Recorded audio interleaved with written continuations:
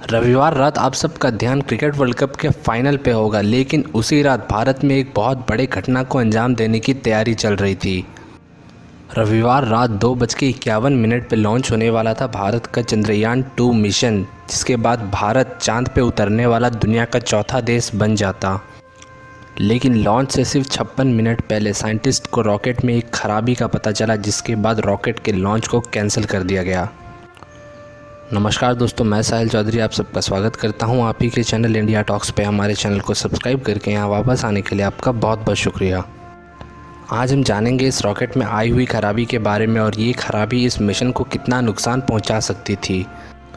रविवार रात इसरो के साइंटिस्ट के साथ भारत के राष्ट्रपति रामनाथ कोविंद और साथ ही साथ 7,000 लोग श्रीहरिकोटा के सतीश धवन स्पेस सेंटर में मौजूद थे। लेकिन लॉन्च से सिर्फ 56 मिनट पहले उन्हें ये पता चला कि वो ये लॉन्च को होता हुआ नहीं देख पाएंगे और इस लॉन्च को रद्द कर दिया गया है।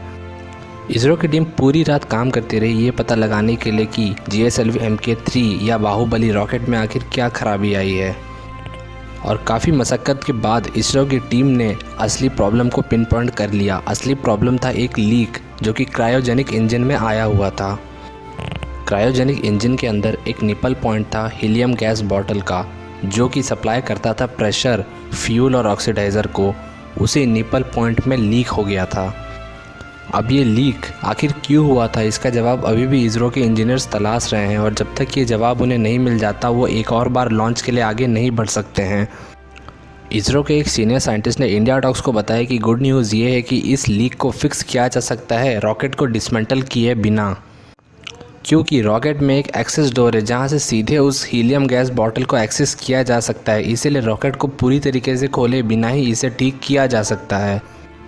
यानी इस प्रोजेक्ट में महीनों का डिले बच गया। अगर ये नहीं हो पाता तो हो सकता है इस प्रोजेक्ट को कंप्लीट करने में 2 महीने और लग जाते। लेकिन उन्होंने साथ ही साथ ये भी कहा कि एक और बैड न्यूज़ भी है, और बैड न्यूज़ ये है कि उन्हें इस लीक का रीज़न नहीं पता चल पा रहा है, और जब तक रीज़न पता नहीं चलता इस लीक के वापस आने का प्रोबेबिलिटी भी बहुत ज़्यादा है। लेकिन रॉकेट डिसमेंटल नहीं हो रहा है, इसका मतलब ये है कि चंद्रयान-2 को जुलाई ख़त्म होने से पहले ही लॉन्च फिर से किया जाएगा। आने वाले 2 से 3 दिन में फाइनल फेलियर एनालिसिस हो जाएगा और उसके बाद डिसाइड होगा कि अब कौन से डेट में इसे लॉन्च किया जाएगा। लेकिन इतना फिक्स है कि जुलाई के महीने में ही ये रॉकेट लॉन्च होगा। सूत्रों ने इंडिया टॉक्स को बताया कि लीक इतना सीरियस नहीं था कि वो फ्लाइट को ख़राब कर सके। यानी कि लीक इतना सीरियस नहीं था कि जिसके वजह से रॉकेट अपनी मंजिल तक ना पहुंच पाए। इस लीक के बावजूद भी रॉकेट अपने ऑर्बिट तक पहुंच जाता। लेकिन इसरो ने तय किया कि वो इस प्रोजेक्ट को लेकर के बहुत ही ज़्यादा एक्स्ट्रा कॉशन दिखाएगा, क्योंकि इसके साथ साथ 970 करोड़ रुपए जुड़े हुए हैं जो इंडिया ने खर्च किए हैं। और साथ ही साथ इस मिशन के पूरा होने के बाद भारत दुनिया का चौथा देश बनने वाला है, US, रशिया और चाइना के बाद। तो भारत के लिए ये बहुत इम्पोर्टेंट है कि वो बिल्कुल सही समझ करके और पूरी तरीके से एंश्योर होने के बाद ही इसे लॉन्च करे, ताकि भारत बिना किसी गलती के एक ही बार में सक्सेसफुली इस मिशन को लॉन्च कर पाए। हीलियम गैस बॉटल की कैपेसिटी 34 लीटर की थी और उसे 350 बार तक प्रेशराइज़ किया जाना था और बाद में इसका आउटपुट 50 बार तक ले आना था। लीक के वजह से हर मिनट 4 बार का प्रेशर कम हो रहा था। इतनी कमी के बावजूद भी रॉकेट अपने ऑर्बिट तक पहुंच जाता, लेकिन इसरो कोई भी चांस नहीं लेना चाहता था। इसरो का फेलियर एनालिसिस टीम अब ये पड़ताल करेगा कि क्या निपल जॉइंट का ऑक्सीडाइज़र के साथ क्लोजनेस इस फेलियर या लीक की वजह थी, क्योंकि निपल जॉइंट के पास जो ऑक्सीडाइज़र टैंक मौजूद था उसमें लिक्विड ऑक्सीजन था, जिसे -183 डिग्री सेल्सियस पे स्टोर किया जा रहा था। अगर जॉइंट इतने लो टेम्परेचर के बहुत ज़्यादा करीब होगा तो इसके वजह से उस जॉइंट में माइक्रो श्रिंकेज आ जाएगा। तो इससे बचाने के लिए इसरो के साइंटिस्ट को इसे इंसुलेट करना पड़ेगा या इस जॉइंट को दूसरे पोजीशन पे शिफ्ट करना पड़ेगा इस कोल्डेस्ट पॉइंट से दूर। अब जानते हैं कि अगर ये लीक बड़ा होता तो इससे रॉकेट के ऊपर क्या असर हो सकता था। अगर रॉकेट के लॉन्च होने के बाद इस गैस बॉटल का लीक बढ़ जाता तो कंबशन और वेलोसिटी को अफेक्ट करने के साथ साथ ये रॉकेट को घुमा घुमा के अपने ऑर्बिट से दूर फेंक सकता था। इसरो को इस मिशन को लेकर के इतना कॉशियस इसलिए भी रहना था क्योंकि इस मिशन के साथ बहुत ज़्यादा इज्जत और पैसा जुड़ा हुआ है। GSLV रॉकेट जब भारत के चंद्रयान-2 को ले जाएगा और चंद्रयान-2 सक्सेसफुली मून पर लैंड करेगा तो ऐसा करने वाला भारत दुनिया का चौथा देश बनने वाला है। अगर उस दिन इस मिशन को लॉन्च कर दिया जाता और आसमान में जाके खुदा ना खास्ता ये मिशन क्रैश कर जाता तो भारत का फर्स्ट अटैम्प्ट का टैग भारत के माथे से हट जाता, यानी भारत अपने पहले प्रयास में चांद पे उतरने वाला देश नहीं रह जाता।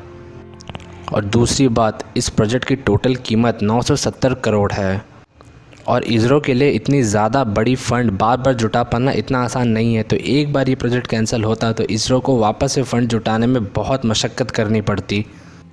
हो सकता है उनके पास ये फ़ंड पहले से मौजूद हो, लेकिन उस फ़ंड को बहुत अलग अलग आने वाले प्रोजेक्ट्स के लिए ऑलरेडी एलोकेट करके रखा होगा उन्होंने, तो उन्हें इसके लिए और फ़ंड मांगना पड़ता सेंट्रल गवर्नमेंट से, जिसके वजह से सेंट्रल गवर्नमेंट के ऊपर भी प्रेशर पड़ता और वो भी फिर ये सोचते कि क्या इसरो को आंख बंद करके इतना फ़ंड्स देना सही है या फिर फ़ंड्स एलोकेट करने से पहले ये इंश्योर किया जाए कि इसरो अपना काम अच्छे से कर रहा है और सही से पूरे रॉकेट की जांच कर रहा है लॉन्च करने से पहले। यानी इसरो को लेकर के देश भर में ढेर सारे सवाल खड़े हो जाते और हमारे काबिल साइंटिस्ट का इतने सालों का मेहनत भी बर्बाद हो जाता।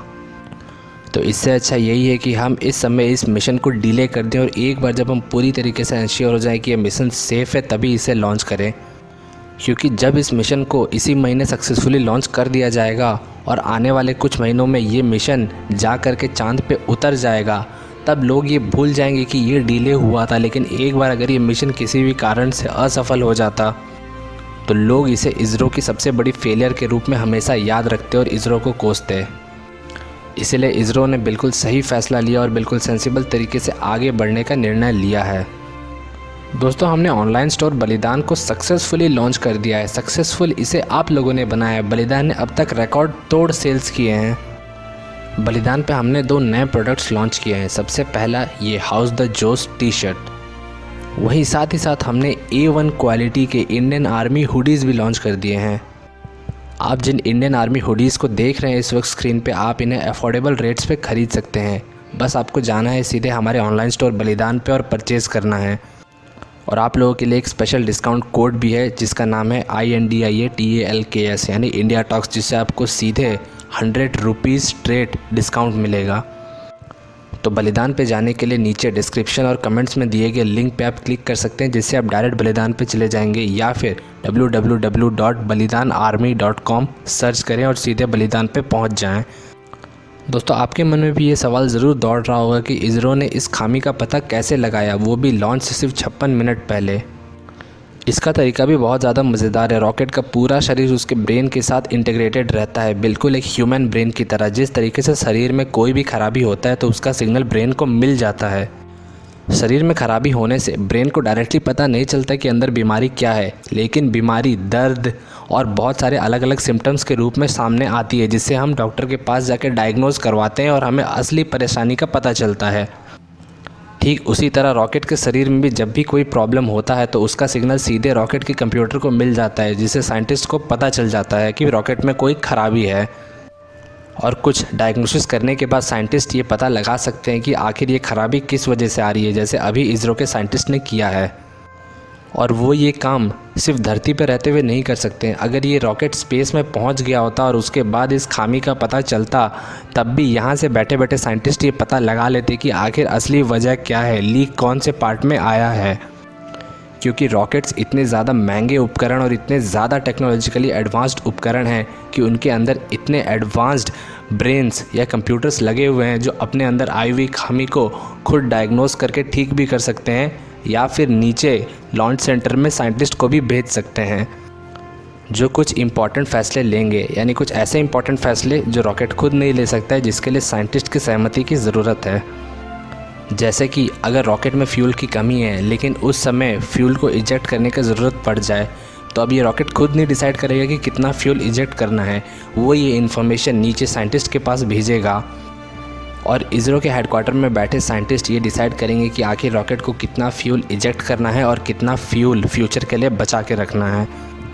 अगर आपको ये सब बात सुन कर के गूज़बम्स आ रहा है या आपको ये सब सुनकर एक्साइटमेंट होता है, तो मैं आपको एक बुक रेकमेंड करूँगा जो आपको ज़रूर पढ़ना चाहिए। ये बुक है wings of fire by doctor APJ Abdul Kalam. मैंने ये बुक परचेज़ किया था साल 2015 में और मैंने इसे कभी रिग्रेट नहीं किया। मैं आपको बता सकता हूँ कि ये बुक बहुत ज़्यादा मज़ेदार है। मैंने तो इसे लगभग 2 हफ्ते में ही ख़त्म कर दिया था, जबकि मुझे बुक पढ़ना बिल्कुल पसंद नहीं था, लेकिन मैं एपीजे अब्दुल कलाम के लाइफ से बहुत ज़्यादा इंस्पायर्ड था। इसमें आपको इसरो के शुरुआती रॉकेट लॉन्चेस की पूरी कहानी मिलेगी, किस तरीके से रॉकेट्स फेल हुए थे और बाद में सक्सेसफुल हुए, वो भी खुद एपीजे अब्दुल कलाम की ज़ुबानी। मैं इस बुक का लिंक भी नीचे डिस्क्रिप्शन में डाल दूंगा, जहां से जा कर के आप इस बुक को भी अमेज़ॉन या किसी और साइट से परचेज़ कर सकते हैं। तो आज की वीडियो में इतना ही। अगर आपको इस वीडियो में थोड़ा सा भी वैल्यूएबल इन्फॉर्मेशन लगा है तो इसे ज़रूर लाइक करें। आपके लाइक करने से हमें ये प्रोत्साहन मिलता है कि हम आगे ऐसे ही वीडियोज़ आपके लिए बनाते रहें। इस वीडियो को अपने इसरो फैंस दोस्तों के साथ ज़रूर शेयर करें और हमारे चैनल को सब्सक्राइब कर लें। तो मिलते हैं अगले वीडियो में, तब तक के लिए थैंक्स फॉर वॉचिंग।